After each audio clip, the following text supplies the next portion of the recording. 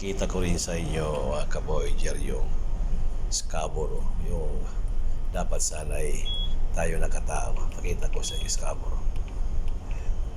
Yan, Scarborough Shoal. Ito yung Scarborough na ginawa nila. Sukatin natin yan dito. Galing dito sa punta sa Pilipinas. Sukatin natin. Sukatin ko yan. Sa kilometers. Ang distance niya yan, 10. Ang distance niya is Scarborough sa coast ng Pilipinas dito. Proximity ay 222 kilometers. Yan na, 222 kilometers. Yan ang Scarborough. Scarborough, yan, Scarborough. Nung dumaan kami dyan, galing Japan, papuntang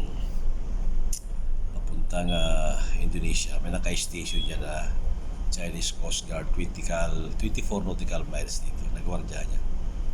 Sa mga Chinese, may Chinese vessel na dyan, dyan. Pero Pilipino, wala makalapit dyan. Kami, di man lang kami malapit dito. Dito kayo naman.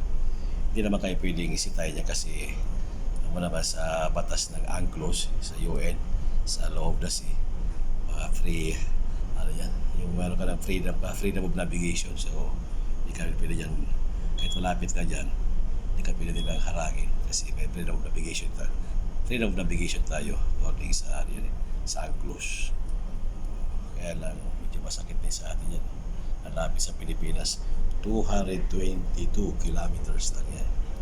Yan, para sa kalaman nyo rin ba, may idea kayo, share ko lang. Yan na, napakalapit sa Pinas.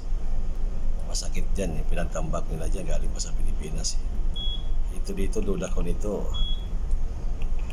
Kasi dami rito, puro Chinese vessel, tumatakbo kayo dito eh. Yan. Puro Chinese vessel. Pero, baka, tinan mo yan. Sa mapa yan, mga Chinese vessel. Chinese vessel. Lapit lang. 26 kilometer lang yan. Dito na sila namamahay sa Pilipinas. Kala ko nga, nasa costa ako ng China.